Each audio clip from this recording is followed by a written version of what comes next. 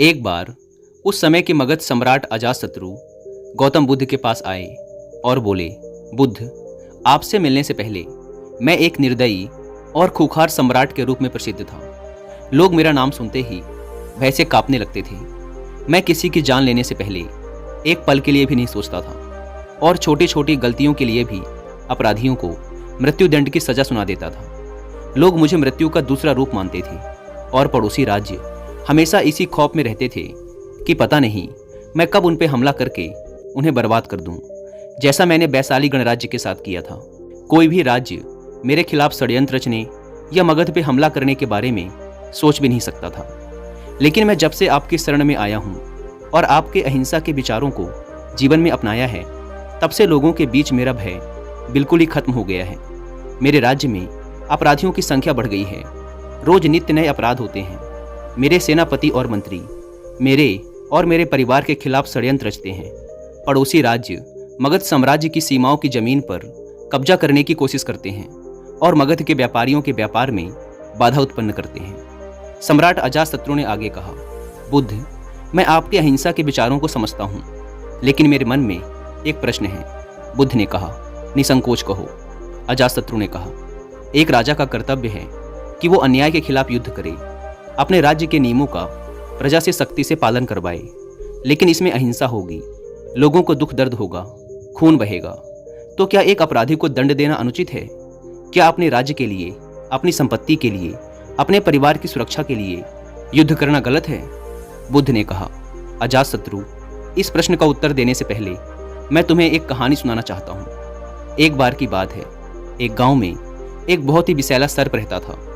उसने ना जाने अब तक कितने ही लोगों को काट कर मौत के घाट उतार दिया था।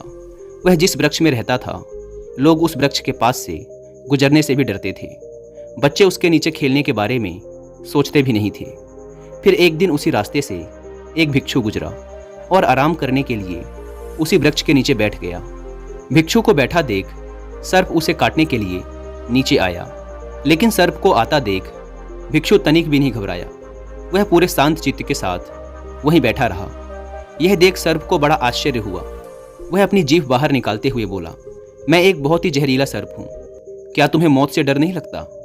भिक्षु ने कहा, मैं जीवन और मृत्यु से ऊपर उठ चुका हूँ, अब मुझे किसी भी चीज़ से डर नहीं लगता।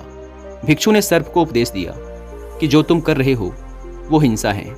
तुम्हारे काटने से लोगों को बहुत पीड़ा होती है और कई बार तो उनकी मृत्यु भी हो जाती है। भिक्षु की बातें सुन सर्प के अंदर वैराग्य जागा। उसने निश्चय किया कि वो आज के बाद किसी को नुकसान नहीं पहुंचाएगा, किसी को नहीं काटेगा।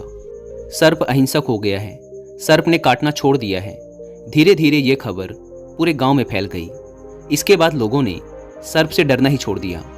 लोग उसे छेड़ते, बच्चे बेवजह ही उसके पूंछ में पैर रख देते, उसे पत्थर मारते, लेकिन सर्प किसी को नुकसान नहीं पहुंचाता। उसने कीड़े मकोड़ों को भी खाना छोड़ दिया था। रात में कुछ घास फूस खा लेता और सुबह आक्रमण का सामना करता। भूख और पीड़ा से वह बिल्कुल कमजोर हो गया था। उसका शरीर इतना घायल हो गया था कि गांव वाले उसे एक रस्सी से ज़्यादा और कुछ नहीं समझते थे। फिर एक दिन वही भिक्षु दोबारा उसी रास्ते से गुजरा। उसने सर्प की ये दुर्गति देखी तो बड़ा दुखी हुआ। सर्प को औषधि लगाते हुए उसने पूछा, तुम्हारी ये दुर्दशा कैसे हुई?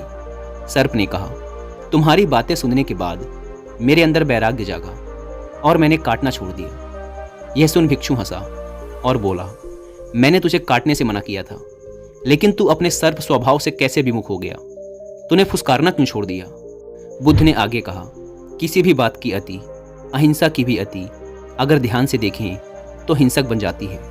अजातशत्रु, अपराधियों में तुम्हारा भय होना ही चाहिए और उन्हें उनके अपराध की सजा भी मिलनी चाहिए, परंतु ध्यान रहे, न्याय करने वाला अपनी निजी शत्रुता के कारण किसी को दंड ना दे, बल्कि अपराधी को उसके अपराध और दुष्कर्मों की सजा ही मिलनी चाहिए।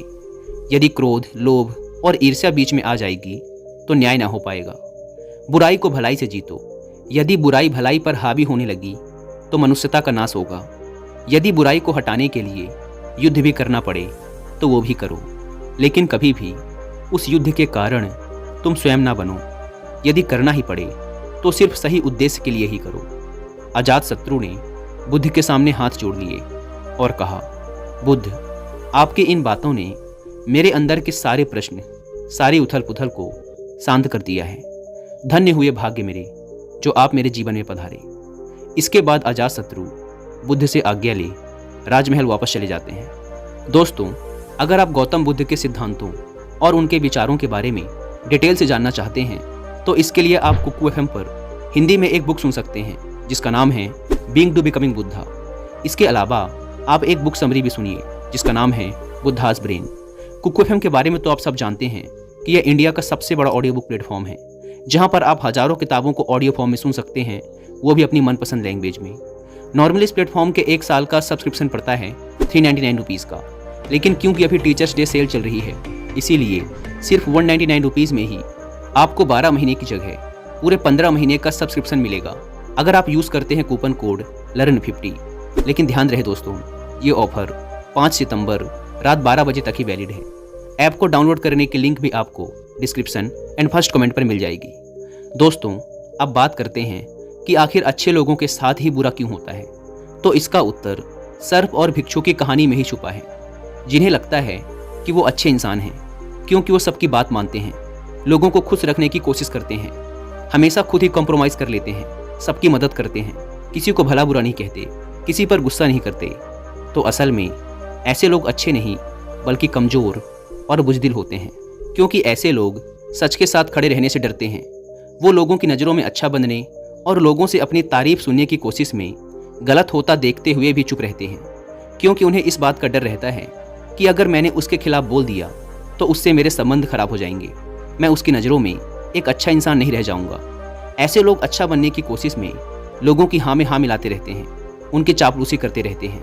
ये कभी भी अपने अधिकारों के लिए डटकर लड़ नहीं पाते और हमेशा ही खुद की तरफ से कॉम्प्रोमाइज़ कर लेते हैं और फिर लोगों से कहते फिरते हैं कि मुझे संतुष्टि है, मेरे अंदर धैर्य है, इसीलिए मैं पीछे हट गया। लेकिन असल में ऐसा कुछ नहीं होता। ये बस अपनी बुज़दिली को ढकने और लोगों से सहानुभूति पाने के लिए ये गाना गाते फिरते हैं। ऐसे लोगों को लगता है कि इनकी ऐसी आदतों से लोग इन्हें पसंद करते हैं, इन्हें अच्छा इंसान समझते हैं, इनकी इज्जत करते हैं। लेकिन असल में ऐसा कुछ भी नहीं होता। लोग भले ही इनके मुंह पर कुछ ना बोले, लेकिन समझते सब हैं कि ये इंसान बुज़दिल और कमज़ोर है, ये अपने विचारों का पक्का नहीं है। और जब भी परिवार व समाज में किसी साहसिक और बड़े कामों को करने का समय आता है तो ऐसे लोगों को हमेशा पीछे ही रखा जाता है, इन्हें कोई नहीं पूछता। ये बस अपने आप में ही अच्छे बने फिरते हैं। तो फिर एक अच्छा इंसान है कौन? एक अच्छा इंसान वो है जो विनम्र तो है लेकिन गलत के आगे नहीं झुकता। वो कंप्रोमाइज़ भी करता है लेकिन अपने अधिकारों के लिए डटकर खड़ा भी रहता है, जिसके अंदर सच को सच और झूठ को झूठ बोलने की हिम्मत है। वो बस किसी को खुश करने और उसकी नज़रों में अच्छा बनने के लिए उसकी चापलूसी नहीं करता। उसे इस बात से फ़र्क नहीं पड़ता कि लोग उसे अच्छा कहेंगे कि खराब। उसे किसी की राय से फ़र्क नहीं पड़ता, क्योंकि वह जानता है कि वह कौन है। उसे किसी से अच्छा इंसान होने का सर्टिफिकेट नहीं चाहिए। वो बस जो सही है और ज़रूरी है वो करता है और खुश रहता है। श्रीमद् भगवद गीता में भगवान श्री कृष्ण ने अर्जुन से कहा था कि जब तक संभव हो सके तो माफ़ कर दो, लेकिन अगर सामने वाला फिर भी ना माने और तुम्हारे धैर्य को तुम्हारी कमजोरी समझ ले, फिर तुम्हें उससे लड़ने से भी पीछे नहीं हटना है। तो कहने का अर्थ ये है कि किसी के साथ अच्छा या बुरा नहीं होता, बस हर इंसान को उसके द्वारा किए गए कार्यों का परिणाम ही मिलता है।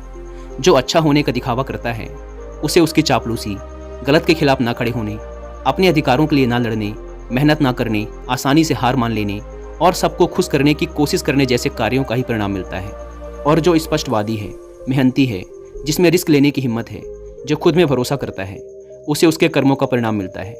और यह जरूरी नहीं कि किसी कार्य को करना ही कर्म है, मनुष्य के विचार भी उसके कर्म ही हैं, क्योंकि विचार ही हैं जो अंततः कर्मों में परिवर्तित हो जाते हैं। तो ये जो विचार रूपी कर्म जो हमें दिखते नहीं, हमें इनका भी फल भोगना ही पड़ता है। तो ज़्यादातर लोग जो इस बात की शिकायत करते रहते हैं कि मैंने तो किसी के साथ गलत नहीं किया, फिर मेरे साथ गलत क्यों हो रहा है, तो उनके साथ गलत होने का कारण ये विचार रूपी कर्म ही हैं, जो बाहर से दिखते नहीं हैं लेकिन हमने अपने विचारों में किए होते हैं। इसीलिए इंसान को सिर्फ बाहर से ही नहीं बल्कि अंदर से, अपने विचारों से भी अच्छा होना जरूरी है। और जो ऐसा है वो कभी भी अपने भाग्य को नहीं कोसता कि मेरे साथ ही बुरा क्यों हो रहा है, बल्कि वो अपने हर परिस्थिति की जिम्मेदारी खुद लेता है। दोस्तों, उम्मीद है कि आपको वीडियो पसंद आई होगी और कुकू एफएम ऐप पर being to becoming Buddha book की ऑडियो बुक को सुनना ना भूलें। और टीचर्स डे सेल का फ़ायदा उठाने के लिए आप लर्न 50 कूपन कोड का इस्तेमाल भी कर सकते हैं। धन्यवाद।